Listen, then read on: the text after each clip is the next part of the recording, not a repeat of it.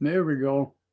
Well, I don't know if I got the intro to this on Facebook or not, but yeah, for some reason, um, it skipped it. I don't know why. But anyway, welcome to the show. As you know, I stated yesterday, I wanted to show this documentary um, before my regular broadcast tonight. So I hope you guys enjoy this. This is about giants. The documentary is actually called A Race of Giants. It's well put together. And I totally advise anybody that wants to learn anything about this subject to please, uh, check out this video and watch it. It's only about an hour long, so it's going to end roughly around 5:30 or so, give or take. And then we're going to take a break after that. And I'll come back at 6 o'clock and we'll have our regular program. And it's going to be about the documentary and about the, Race of Giants and stuff. So without further ado, I am going to share the screen here and we'll start this documentary. And please, grab yourself a soda, a cup of coffee, whatever, some snacks, sit back and enjoy this. I'm telling you, you're really going to pay close attention to it because you're really going to learn a lot here, no doubt about it. But it's really awesome. So let me get the share screen going here, and we will fire this up.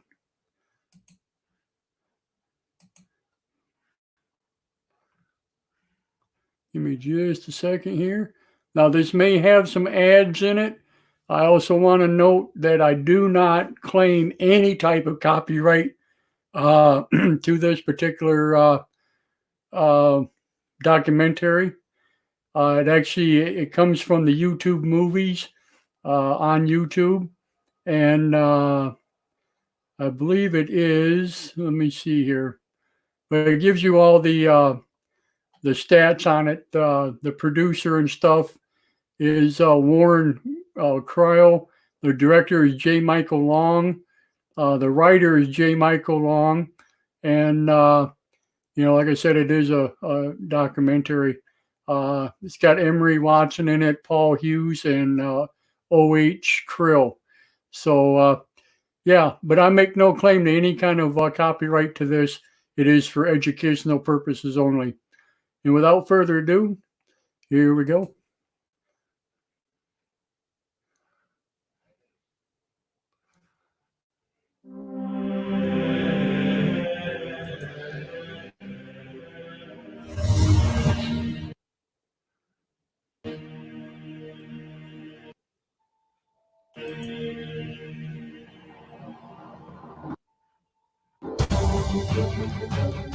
Legends throughout the world have spoken of a race of giants that once walked the earth. The Holy Bible speaks about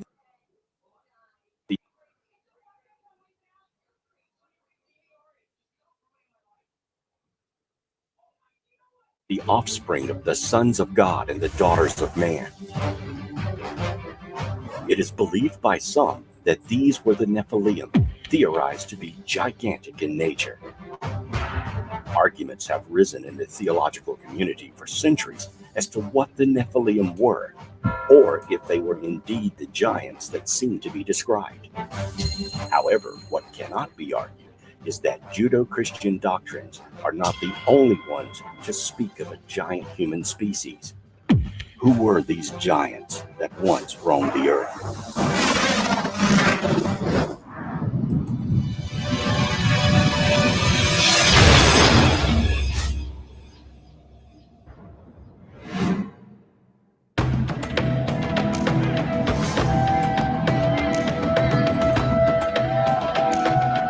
Before the Bible was even conceived of, there were oral histories passed down from generation to generation in Mesopotamia, Greece, Rome, Egypt, as well as America.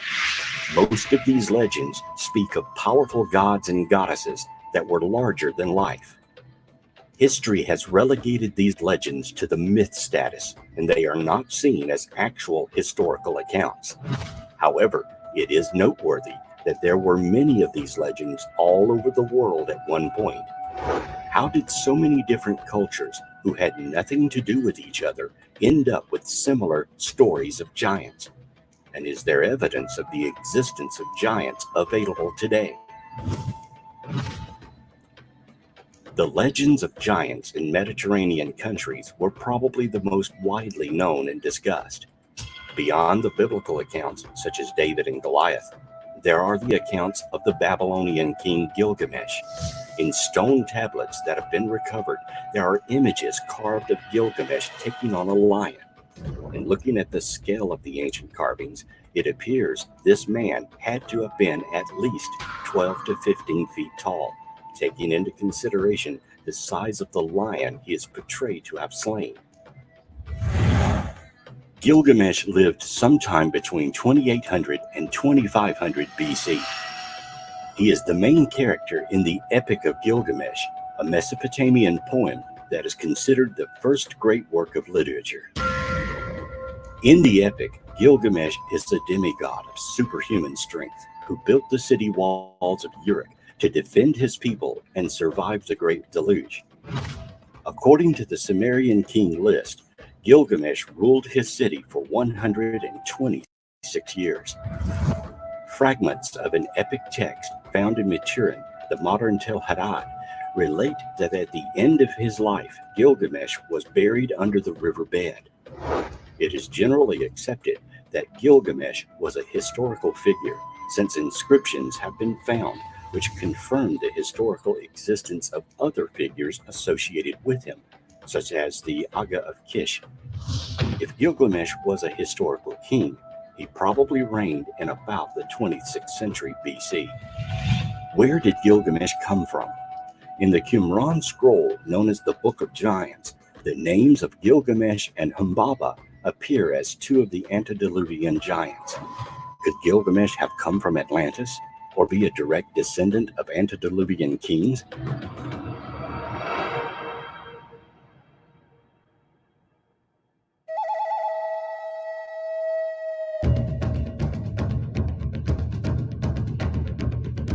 If giants existed in the past, where is the evidence? You may be surprised to find that it's been and is being discovered all over the world. Skeletal remains of giants have been discovered throughout American history and even further back. According to Native American Paiute oral history, the Setika are a legendary tribe whose mummified remains were allegedly discovered under 4 feet of guano by guano miners in what is now known as Lovelock Cave in Lovelock, Nevada. Several of the fiber sandals found in Lovelock Cave were remarkably large, and one reported at over 15 inches in length was said to be on display at the Nevada Historical Society's museum in Reno in 1952. The Paiute tradition asserts that the Setika people practiced cannibalism, and this may have had some basis in fact. During the 1924 excavation of the cave, a series of 3 human bones were found near the surface towards the mouth of the cave. These had been split to extract the marrow, as animal bones were split, and probably indicate cannibalism during a famine. As reported in the Nevada Review-Minor newspaper on June 19, 1931, in February and June of 1931, 2 very large skeletons were found in the Humboldt dry lake bed near Lovelock. One skeleton was 8.5 feet tall and was later described as being wrapped in a gum-covered fabric not unlike the Egyptian mummies. The other was almost 10 feet tall. It was said that all the tribes of the area stood together against these giants and chased them into a cave. The giants refused to leave the safety of the cave, so the Paiutes, along with other tribes, set the cave on fire. The cave then collapsed during an earthquake, sealing the entrance shut. When the area was mined for fertilizing materials, there were several fossils discovered in the early 1920s. Along with those fossils were the well-preserved human-like skeletons, one male and one female. The female was over 6 feet tall, and the male was over 8 feet tall. Along with the discovery of the skeletons, there were many other artifacts found, including a circular calendar that had the number of days and weeks of a year etched into it. In 1931, 2 more skeletons were discovered in Lockport, Nevada, that measured from 8 to 10 feet tall.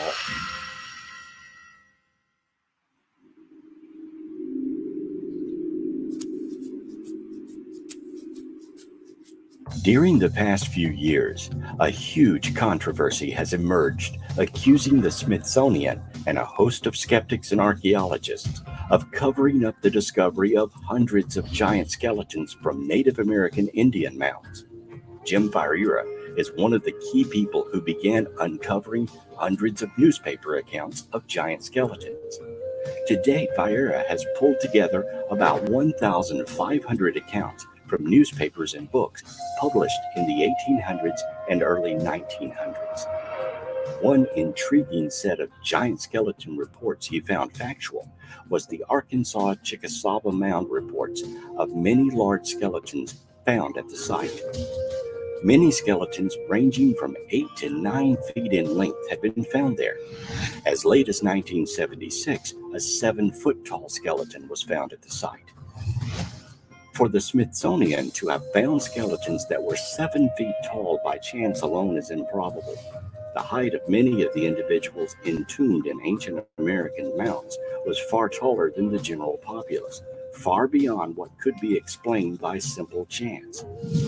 Why would the Smithsonian cover up such a find? Skeptics have related that the disorder of giantism probably was the cause of many reports, but they actually cite no evidence for this assertion. It is a weak attempt to explain away and dismiss the issue. Giantism is exceedingly rare, so rare there is no actual evidential statistics for it. America has less than 100 cases of giantism recorded in its history. In fact, the overwhelming vast majority of tall people today whose reaching or approaching 7 feet do not have the disorder of giantism. The actual percentage of modern humans who reach 7 feet in height is 0.00007%. In the ancient world of America's mound builders, the percentage of the population that reached 7 feet in height would have been much lower. Skeptics claim that freezing and thawing make skeletons so big they might look like a giant. It was found to be completely wrong and baseless. Modern paleopathology texts and sources relate that buried bones that freeze can shatter, and most buried bones actually lose mass. They get smaller. There are also a host of Native American legends that were reported to ethnologists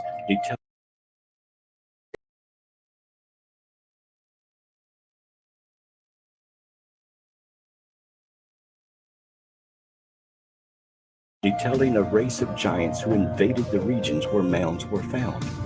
These giants became the leaders and priests of the tribes. Over time, these ruling people, chosen through heredity, became corrupted and were exterminated. You may be surprised at the number of giant skeletons that have been uncovered throughout modern history. There is a number of discoveries that didn't make it to mainstream historical knowledge. Large bones in stone graves in Williamson County and White County, Tennessee, were discovered in the 1800s. The average stature of these giants was 7 feet tall. Giant skeletons were found in the mid-1800s in New York State near Rutland and Rodman. In 1833, soldiers digging at Lompoc Ranchero, California, discovered a male skeleton 12 feet tall. The skeleton was surrounded by caved shells, stone axes, and other artifacts. The skeleton had double rows of upper and lower teeth. Unfortunately, this body was secretly buried because the local Indians became upset about the remains. A giant skull and vertebra were found in Wisconsin and Kansas City as well. A giant found off the California coast on Santa Rosa Island in the 1800s was distinguished by its double row of teeth, common among giant skeleton finds. A 9-foot 8-inch skeleton was excavated from a mound near Brewersville, Indiana in 1879. Skeletons said to be of enormous dimensions were found in mounds near Zanesville, Ohio, and Warren, Minnesota in the 1800s. In Clearwater, Minnesota, the skeletons of 7 giants were found in mounds. These had receding foreheads and complete double dentation, 2 rows of teeth. At La Crescent, Minnesota, mounds were found to contain giant bones. 5 miles north in Dreschbach, the bones of people over 8 feet tall were found.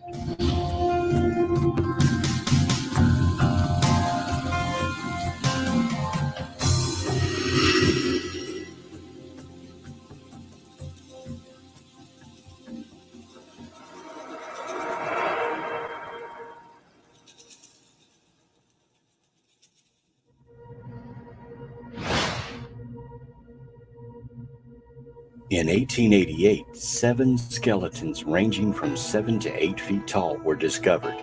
Though they may seem like a lot, near Toledo, Ohio, 20 skeletons were discovered with jaws and teeth twice as large as those of present-day people. The account also noted that odd hieroglyphics were found with the bodies. The aforementioned miners in Lovelock Cave, California, discovered a very tall red-haired mummy in 1911. A local native has a dress made from the hair of one of the giants from this area. In 1931, skeletons from 8.5 to 10 feet long were found in the Humboldt Lake bed in California.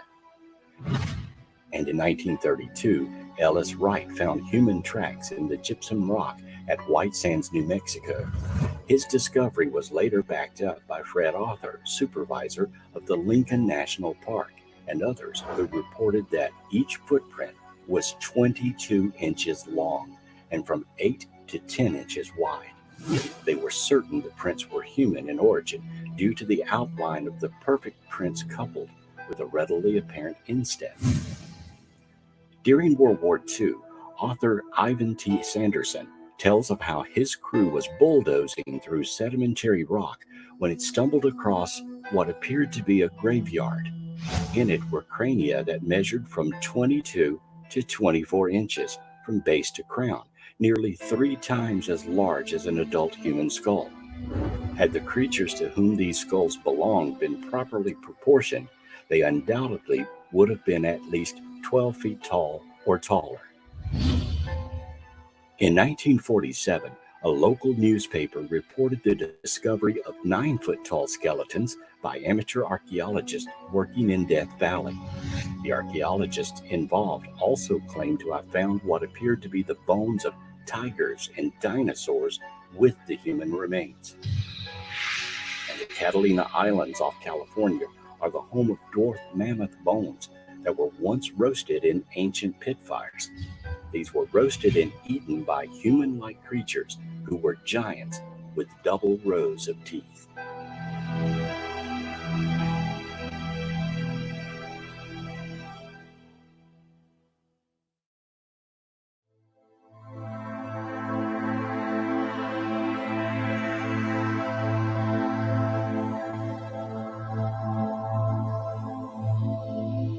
One fact that continues to surface in the discovery of giants is the reports of skulls having more than 1 row of teeth. According to a study on molecular genetics of supernumerary tooth formation, the cause of extra rows of teeth is genetic. Despite advances in the knowledge of tooth morphogenesis and differentiation, relatively little is known about the molecular mechanisms underlying supernumerary tooth formation.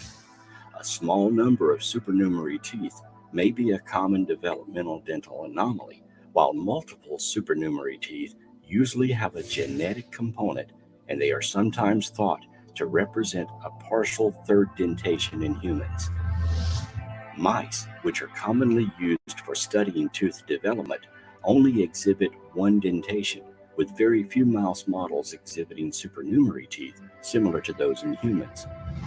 Activation of APC or forced activation WNT can signal results in multiple supernumerary tooth formation in both humans and in mice, but the key genes in these pathways are not very clear.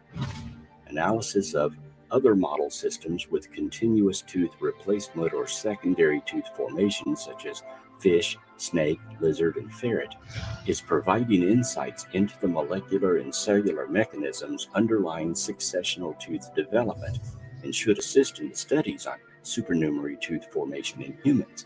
But scientists say this information, together with the advances in stem cell biology and tissue engineering, will pave ways for the tooth regeneration and tooth bioengineering. Though having 2 rows of teeth is not uncommon, the specific genetics of giants would probably be a specific trait to this line of human development. Along with the reports of double rows of teeth, extra digits in the hands and feet are sometimes reported. Along the Illinois River in a cave, a priest claimed he found prints in rock. The larger representation of the human foot was 14 inches and had 6 toes instead of 5.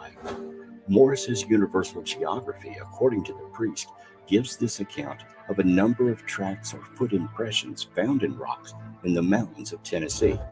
Along these were a number of tracks representing human feet, and they uniformly had 6 toes on each foot.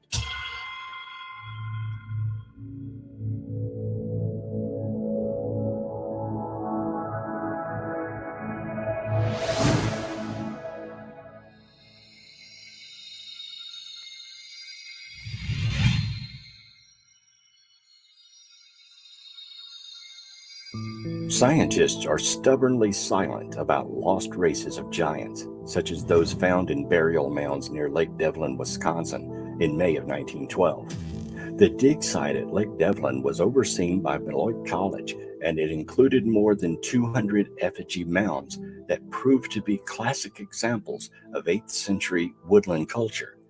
But the enormous size of the skeletons and elongated skulls found in May of 1912 did not fit very neatly into anyone's concept of a textbook standard. They were enormous. They were not average human beings. First reported on the 4th of May 1912 issue of the New York Times, the 18 skeletons found by the Peterson brothers on Lake Lawn Farm in southwest Wisconsin exhibited several strange and freakish features. Their heights ranged from 7.6 feet and 10 feet, and their skulls, presumably those of men, were much larger than the heads of any race which inhabit America today. They tend to have a double row of teeth, 6 fingers, 6 toes, and like humans, came in different races. The teeth in the front of the jaw were regular molars. Heads usually found were elongated and believed due to a longer than normal lifespan. The Lake Devlin find of May 1912 was only one of dozens of several finds that were reported in local newspapers from 1851 forward to the present day. It was not even the first set of giant skeletons found in Wisconsin. On the 10th of August of 1891, the New York Times reported that scientists from the Smithsonian Institute had discovered several large. Buying from Hibbing Crisis Center is as easy as browse, click, buy. Simply go to the new or used vehicle page.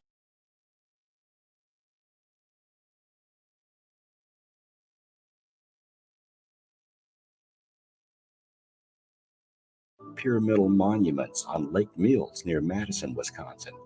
Madison was, in ancient days, the center of a teeming population of over 200,000. The excavators found an elaborate system of defensive works, which they named Fort Aztalan. The New York Times says the celebrated mounds of Ohio and Indiana can bear no comparison either in size, design, or the skill displayed in their construction with these gigantic and mysterious monuments of earth, erected we know not by whom and for what purpose we can only conjecture. On the 20th of December 1897, the Times followed up with a report on 3 large burial mounds that had been discovered in Maple Creek, Wisconsin, One had recently been opened.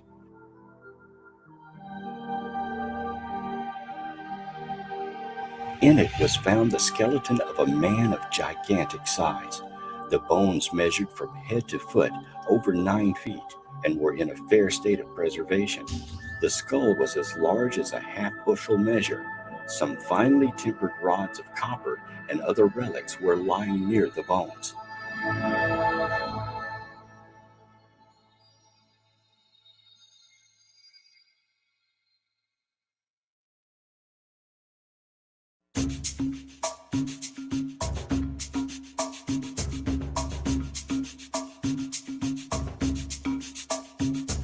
Giant skulls and skeletons of a race of giants have been found on a very regular basis throughout the Midwestern states for more than 100 years. Giants have been found in Minnesota, Iowa, Illinois, Ohio, Kentucky, and New York, and their burial sites are similar to the well-known mounds of the mound builder people. The spectrum of mound builder history spans a period of more than 5,000 years, a period greater than the history of ancient Egypt and all of its dynasties. Most scientists believe that we have an adequate historical understanding of the peoples who lived in North America during this period. However, the long record of anomalous finds like those at Lake Delavan suggest otherwise. The January 13, 1870 edition of the Wisconsin Decatur Republican reported that 2 giant, well-preserved skeletons of an unknown race were discovered near Potsy, Wisconsin, by workers digging the foundation of a sawmill near the bank of the Mississippi River. One skeleton measured 7.5 feet, the other 8 feet. The skulls of each had prominent cheekbones and double rows of teeth. A large collection of arrowheads and strange toys were found buried near the remains. While a normal-sized skeleton of a supposed mound builder is on display at the site of several large pyramidal monuments near Madison called Aztalan State Park, the Goliath remains of Wisconsin's giants have vanished, along with the hundreds of other discoveries throughout the Midwest. Why? Is there some conspiracy to hide these giant artifacts from the public? Giant skeleton finds have not made the local or national news much since the 1950s for the most part. It seems the opinion is that they fear that people would question evolution.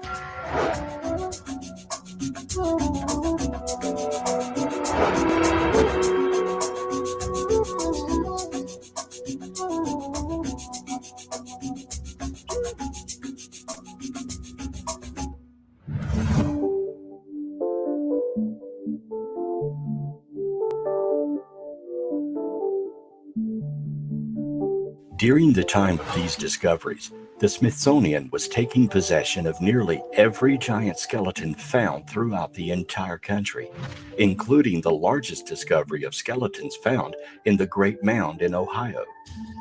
What the intent of the institution was for the giant skeletons has never been discovered, but several investigators today believe the Smithsonian was founded, at least in part, to take the skeletons and hide or destroy them, dumping some by the bargeful in the Atlantic Ocean. Why, one might ask? Some believe it was to hide the true history of the Earth, as giant skeletons were being discovered throughout the world in the late 1800s.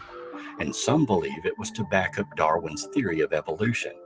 If such entities lived on Earth thousands of years ago, then Darwin's theory would be automatically called into question.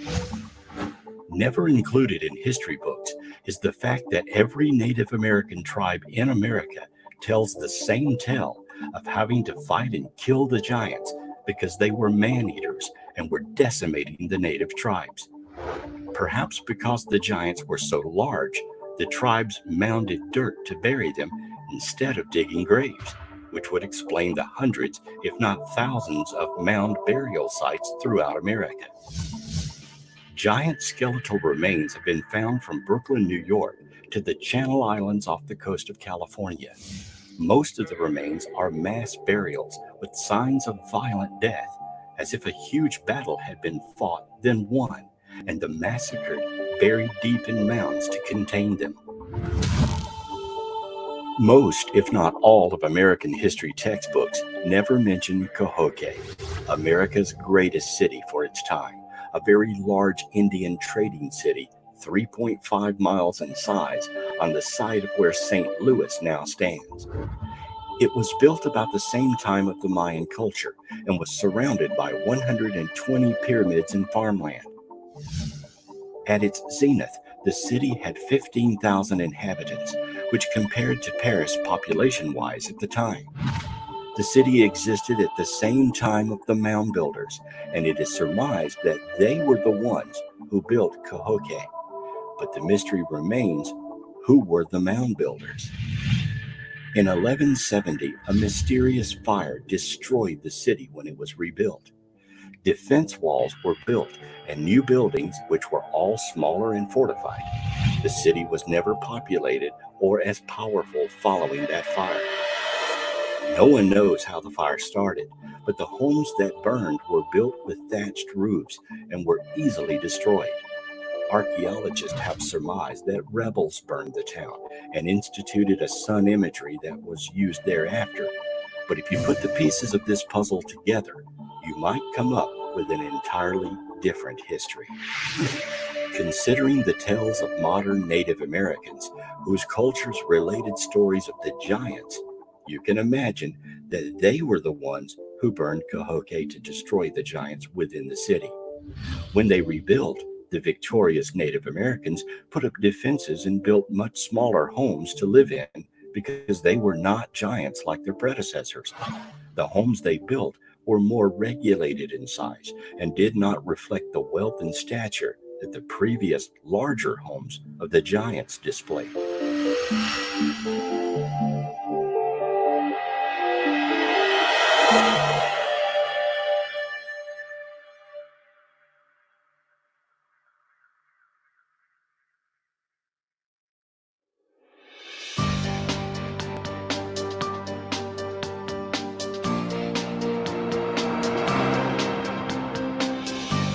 David Cusick, a Tuscaroran Indian, wrote in 1825 about a giant tribe called the Ranawakadwa in the Ohio Valley. In his account, he wrote that other smaller tribes grew tired of the giants attacking them. So with a force of 800 warriors, they killed all the Ranawakadwa people. After that, there were no more giants anywhere.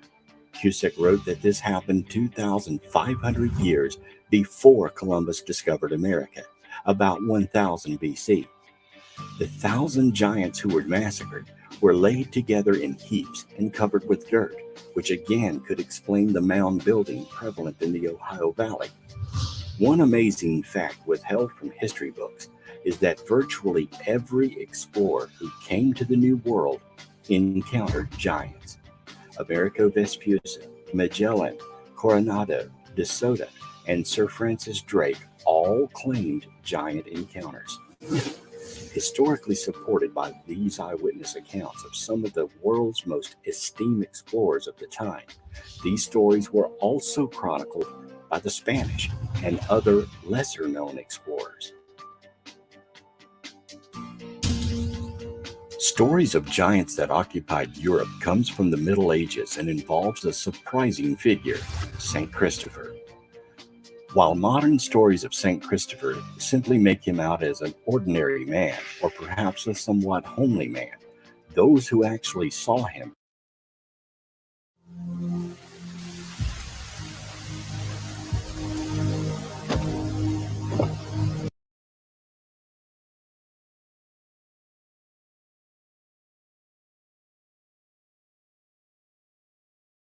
had a different story. According to his peers, he was a giant belonging to a tribe of dog-headed cannibalistic giants. Jacques de Volney in the Golden Legend wrote of St. Christopher. He was of gigantic stature, had a terrifying mien, and was 12 cooties tall. A coodie is an ancient measurement equal to or larger than the English linear measurement of a foot. According to his ancient account, St. Christopher stood from 12 to 18 feet tall, a fact that had been hidden in or even erased from church history.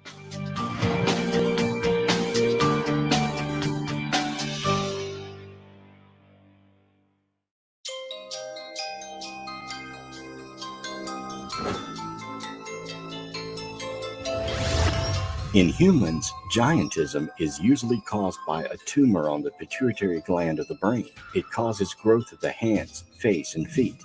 In some cases, the condition can be passed on genetically through a mutated gene. Many of those who have been identified with giantism have suffered from multiple health issues involving their circulatory or skeletal system. Hypersecretion of growth hormones causes giantism in children and adults. Reports of giantism exist throughout history, with some nations and tribes taller than others. The giants of Crete are listed in various historical sources, beginning with Titan, a Greek mythological giant, and including Giantis, after whom giants and giantism are named. Rhodes is another island where giants were said to have lived, with the Colossus of Rhodes, a giant statue of a giant patron god Helios. Goliath, a giant mentioned in the Bible, was a Philistine warrior who was slain by David in a battle between the Israelites and Philistines. A member of Goliath's family is also recorded as having 6 fingers on each hand and 6 toes on each feet.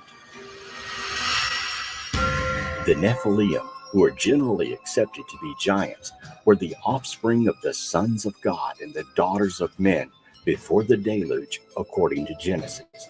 The name is also used in reference to giants who inhabited Canaan at the time of the Israelite conquest of Canaan, according to Numbers.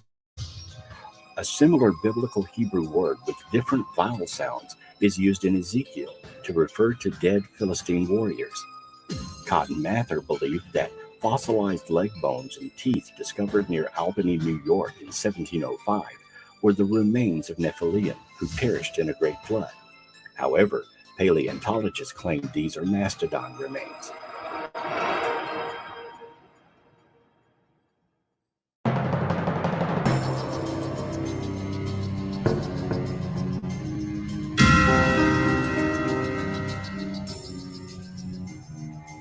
Is it possible that ancient monuments found throughout the world were actually built by giants? Legend tells that Stonehenge may have such origins. According to Geoffrey of Monmouth, the rocks of Stonehenge were healing rocks called the Giant's Dance, which giants had brought from Africa to Ireland for their healing properties. The 5th century king Aulus Ambrosius wished to erect a memorial to 3,000 nobles slain in battle against the Saxons and buried at Salisbury, and at Merlin's advice chose Stonehenge. The king sent Merlin, Uther Pendragon, and 15,000 knights to remove it from Ireland, which it had been constructed on Mount Killarus by the giants. They slew 7,000 Irish, but as the knights tried to move the rocks with ropes and force, they failed. Then Merlin, using gear and skill, easily dismantled the stones and sent them over to Britain, where Stonehenge was dedicated. It is said that these kings were buried inside the giants' rings of Stonehenge. America also has a Stonehenge, dating back over 2,000 years. America's Stonehenge, sometimes referred to as Mystery Hill, is an archaeological site consisting of a number of large rocks and stone structures scattered around roughly 30 acres within the town of Salem, New Hampshire, in the northeast United States. Carbon dating of charcoal pits at the site provided dates from 2000 BC to 173 BC, when the area was populated by ancestors of current Native Americans. In archaeological chronology, this places indigenous use of the site either into the late Archaic or the early woodland time periods. It would have been in use during the time of the giants. Bones and monuments are not the only evidence suggesting the existence of giants. Huge footprints have also been discovered. In 1897, the Los Angeles Herald revealed that laborers had discovered a fossil shoe print in solid rock. The imprint was that of a shoe with a high, narrow heel and a broad, flat sole. It was so clear in the fine-grained shell in which it was found that it looked as though the owner had unwittingly put his foot right in the soft mud a day or two before. Sandal or moccasin prints have also been seen in gypsum of the white sands in New Mexico. Ellis Wright in 1932 found tracks of human form as large as 22 inches long. The white sands were laid down as an ancient inlet sea gradually dried up around the time of the demise of the dinosaurs. The American anthropologist published an article in February 1896 of a large stone bearing the perfect imprint of a human foot, 14.5 inches long. It was shown to members of the Ohio State Academy of Science in 1896. The stone slab had been dug from the ground in a hill 4 miles north of Parkersburg, West Virginia, some 20 years earlier. In 1938, Dr. Wilbur Burroughs, head of the geology department at Berea College, Kentucky, announced that he had discovered 10 humanoid footprints in Carboniferous sandstone on a farm belonging to Mr. O. Fennell in the hills in the southern part of Rockcastle County. The prints were 9.5 inches long and 6 inches wide. The length between footprints was 18 inches. No marks of 4 feet or a tail were found. Infrared photography revealed that there were no signs of carving or artificial markings in or around the prints. A microscopic count of sand grains indicated that the material within the prints had been impacted and created as the result of force pressing down on the firmament while it was soft. These facts show that the prints were made by the natural result of pressure from the human foot, and in no way could have been duplicated by carving. The rock in which the prints were discovered was estimated to be 250 million years old. In recent years, the prints have been destroyed by vandals.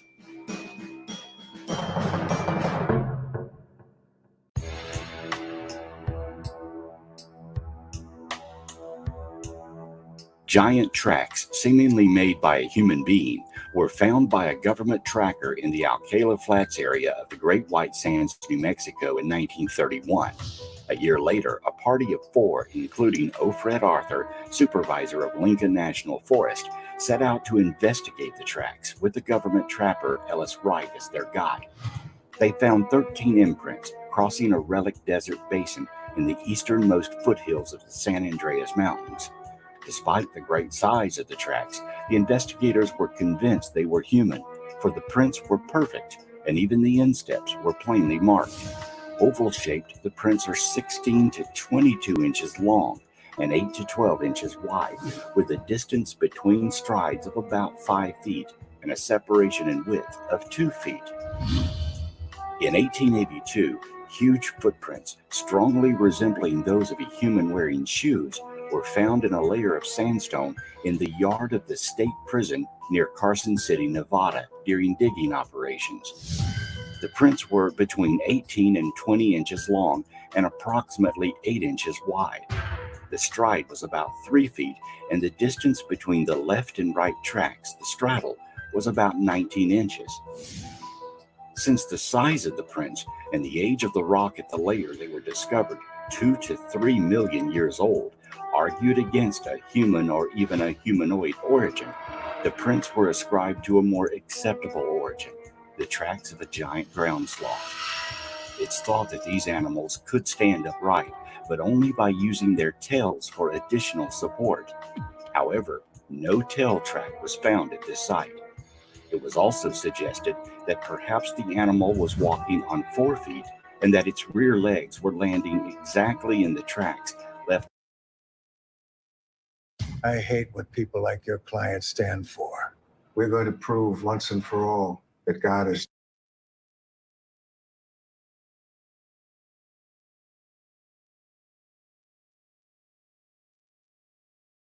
left by its front feet, thereby creating the impression of a biped. But this fails to account for the fact that the tracks show no toe marks and appear to be sandals.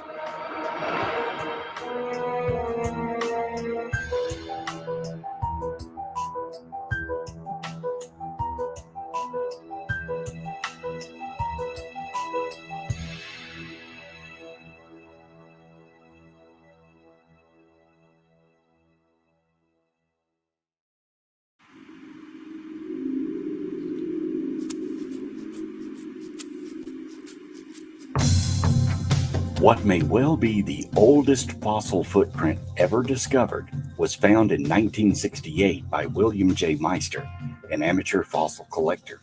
If the print is what it appears to be, the impression of a sandaled shoe crushing a trilobite, it would have had to have been made 300 to 600 million years ago, and would be sufficient to either overturn all conventionally accepted ideas of human and geological evolution, or to prove that a shoe-wearing biped from another world had once visited this planet. Meister made his potentially disturbing find during a rock and fossil hunting trip to Antelope Spring, 43 miles west of Delta, Utah. His party had already discovered several fossil trilobites when Meister split open a rock with his hammer and made the outrageous find. The rock fell open like a book, revealing on one side the footprint of a human with trilobites right in the footprint itself. The other half of the slab of the rock showed an almost perfect mold of the footprint in fossils. Amazingly, the human was wearing a sandal. Trilobites are small marine invertebrates, the relatives of today's shrimp and crabs, that flourished for over 320 million years before becoming extinct 280 million years ago.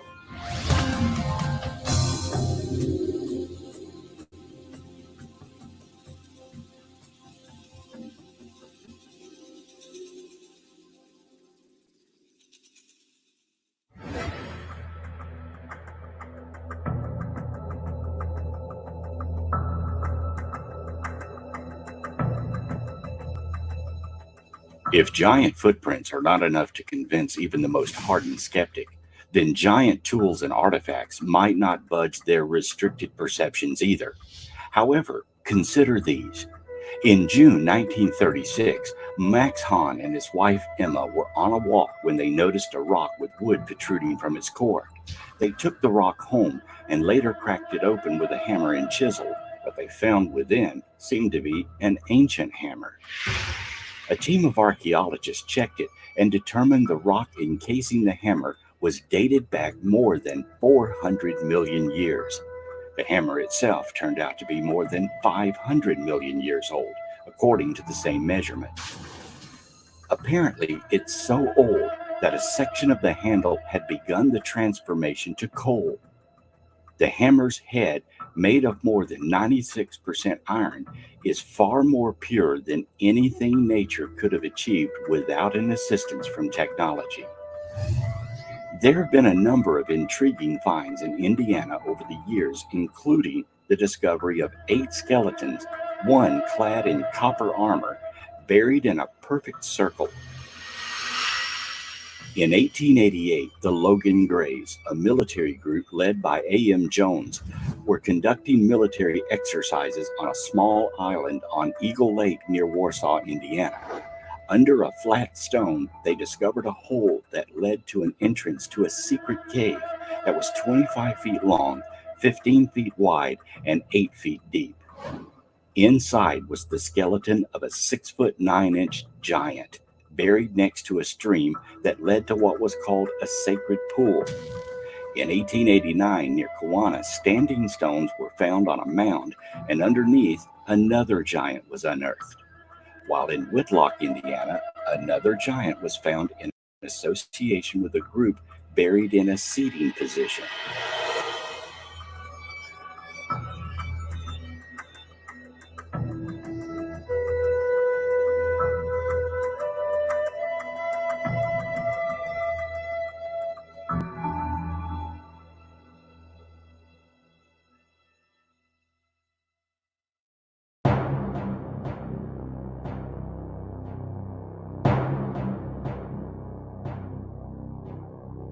One of the largest finds on record was reported in A History of Jennings County, Indiana, published in 1885.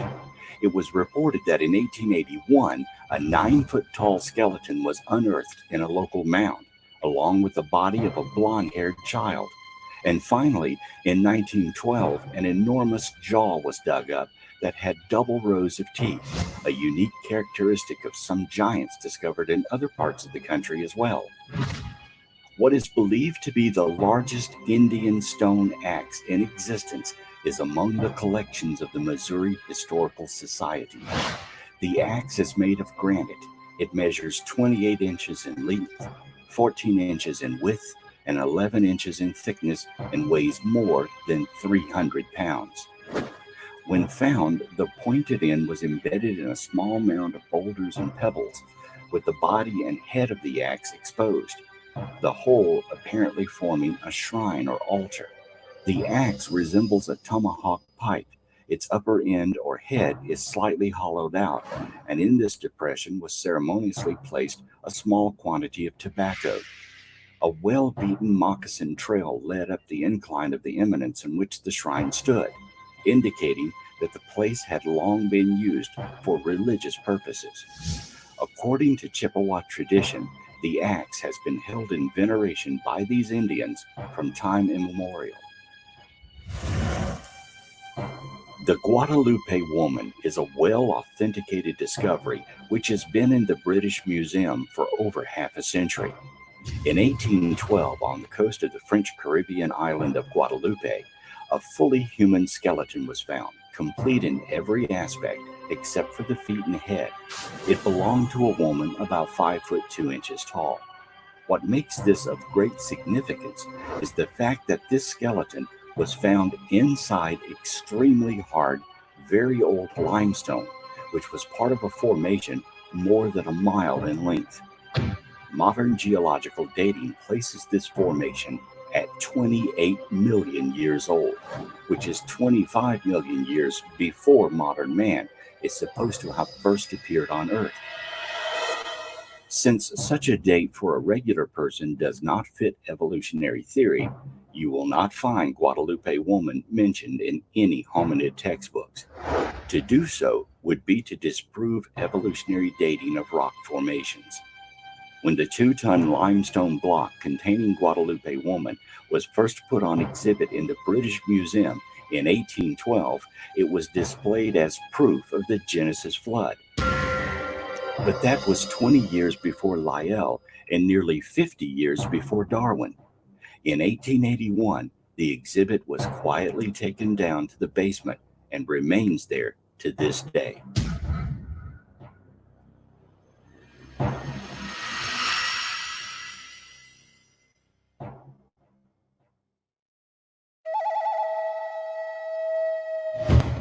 Many giant skeletons have been found in or near Native American mounds and burial places. Native Americans have many legends regarding giants. Here are just a few. The Apache have a legend about Big Owl, a malicious and dangerous giant often used as a boogeyman in children's stories.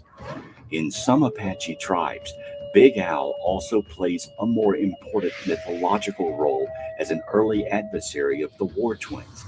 Like other legendary Apache beings, Big Owl is sometimes described as having a human form, in this case a man-eating orc, and other times an animal form such as a large horned owl, large enough to carry off a child. Kiwaka are the evil man-eating ice giants of southern Wabanaki legends. According to most legends, Kiwaka was once a human being who either became possessed by an evil spirit or committed a terrible crime, especially cannibalism or withholding food from a starving person, causing his heart to turn to ice. In some Abenaki legends, the stone giants were not transformed humans, but primordial man-eating monsters defeated by the cultured hero Glaskabi. Kalowa is a kind of hairy man-eating orc from Creek mythology. Some recent Creek storytellers have translated it to gorilla. I've been obsessed with belts for a long time. I wear a belt every day, and there was like 3 things that always drove me crazy about.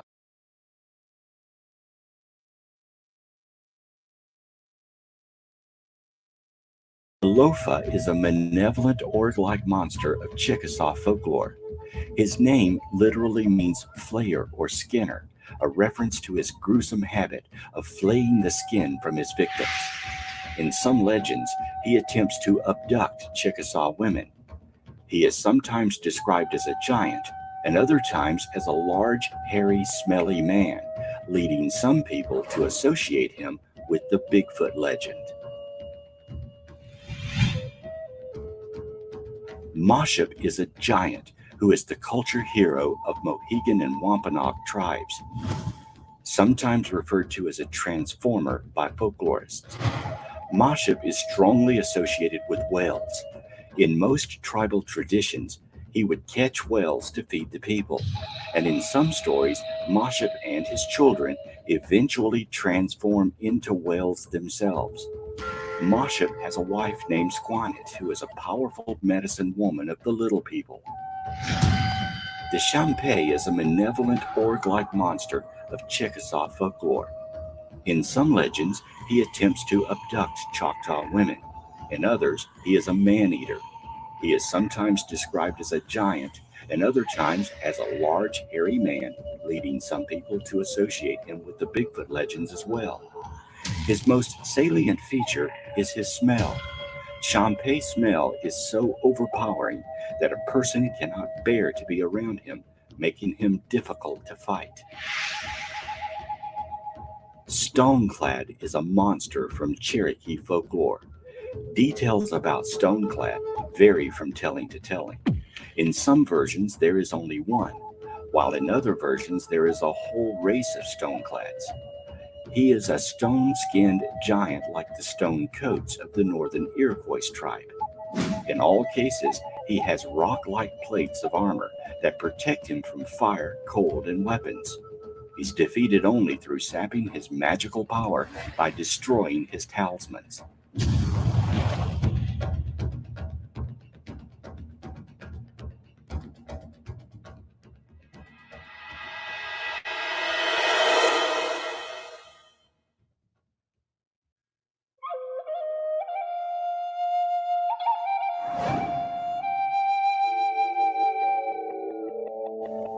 Of course, many native legends could simply be stories made up to keep children in line. But most historians will tell you that legends are usually rooted in some truth. Native Americans who encountered giants would create stories to pass the incidents down in oral tradition. With the discovery of so many giant skeletons unearthed in the United States, it would have been impossible for Native Americans to have never encountered them. There is strong evidence that Native American folklore about giants is true. 7-foot-tall skeletons have been found in burial mounds of southeast towns that were home to the ancestors of the Creek Indians. As European settlers pushed across North America, newspapers printed stories about the discovery of giant skeletons. Some were described as being normal human beings, but very tall. Others had skulls with more primitive features. The most credible stories of giant skeletons were concentrated in the Appalachians, Cumberland Plateau, and Ohio Basin. They were typically found in graves lined with stone slabs or field stones, known as the stone box grave culture. In 1821, 7-foot-tall skeletons in stone-lined sarcophagus were found in a White County, Tennessee burial area. Legends from Midwest tribes tell of lightly pigmented yellow or red-haired giants living around the Great Lakes or southern Canada. Occasionally, these giants traveled south into their territories. While some encounters were benign, others resulted in warfare. The Cherokees claim to have killed the last tall white Indians while still living in Kentucky and West Virginia. Western pioneers sometimes found what they assumed were giant fossilized human skeletons along exposed banks and in caves. They described these skeletons as much thicker than modern humans. Some claim the skulls had double rows of teeth. Several Western tribes tell of past confrontations with lightly pigmented giants with either blonde or red hair. The Paiutes claim that the giants were cannibals who hunted Paiutes for food. They repeatedly attacked the giants until their numbers dwindled. The surviving giants were cornered in a cave, then either shot with arrows or asphyxiated by setting a fire at the entrance.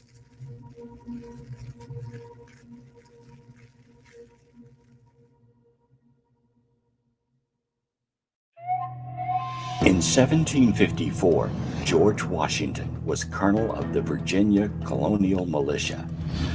When hostilities broke out with France, he supervised construction of Fort Loudon in Winchester, Virginia. Laborers digging the fort's foundation uncovered a cemetery of 7-foot skeletons and what appeared to be Native American artifacts. The skeletons were viewed and reported by Washington. It is not known what happened to them. This discovery gives credibility to reports of 7-foot-tall skeletons discovered in West Virginia, Kentucky, southern Ohio, and southern Indiana. Thousands of years ago, giants roamed the West. Their crude camps and ferocious ways terrorized the early native settlers that had wandered across the land bridge into the North American continent and traveled south and westward into what later became the West and Great Southwest of the United States. Tribes still speak of these ancient days when their ancestors fought desperate battles against the marauding, loping giants, some towering 12 feet tall or taller, that roamed the land, viciously attacking settlements, brutally carrying off screaming women and wailing children for food.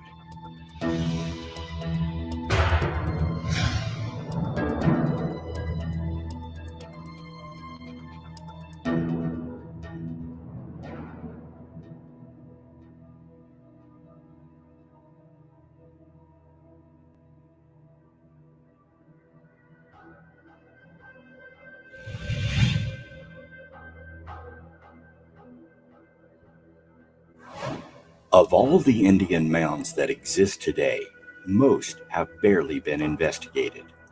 The few gigantic skeletons found in some have been dismissed or suppressed as aberrations. 10 and 12-foot humans do not fit dogmatic theories. Usually, when giant skeletons are found, they're laughed off as hoaxes. Unfortunately, orthodox science has too much to lose by investigating the mounds thoroughly. Archaeologists cannot deny that the mound builders are real. What they deny are the things sometimes discovered inside the mounds.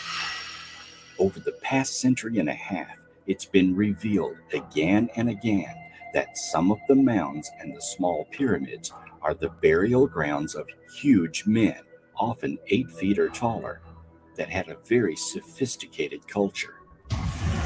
Some of the giants have been found wearing intricate leather armor and have been buried with swords. One such giant was found near Spiro Mound in Oklahoma during the 1930s.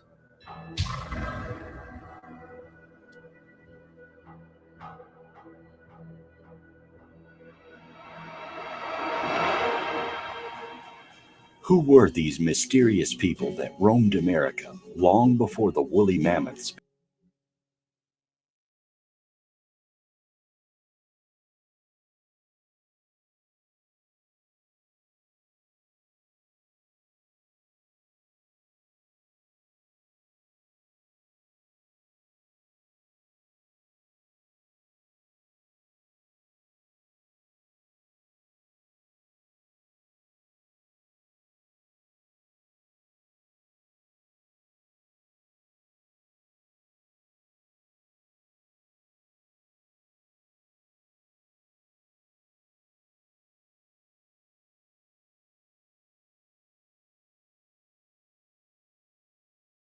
That, folks, I had my mic muted again. Thank you, Vita.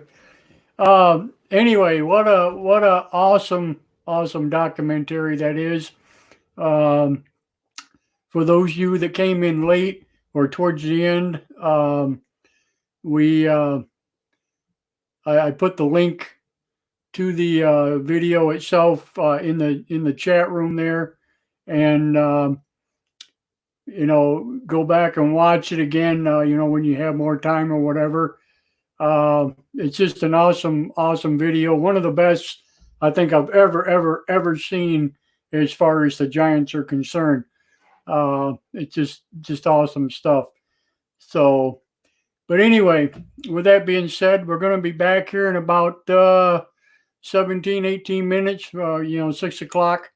And so please go get yourself something to drink, a bite to eat, maybe, whatever. Come on back. And we're going to continue the show at 6 o'clock. I believe we're going to have Omar with us, and I'm hoping Rob will be with us. And I'm almost certain that Sean, that we had on last night, is also going to be with us. And we may just open this up to discussion. Maybe anybody wants to join in or talk or have something to comment about or whatever. We'll get you guys involved or whatever. So in the meantime, like I said, kick back and relax, grab yourself something to drink, something to eat, and we're going to be back here roughly 15-20 minutes, give or take. So yeah, very well. It's going to be a pretty good show. Got more things coming, so yeah, just hang in there. Okay, I'm not going to play any music. I'm not going to do an outro. I'm just going to say thank you guys for showing up, and please come on back. We got a big show going on tonight. It's going to be awesome. So thank you for being here, and we'll see you here in just a bit. Peace out.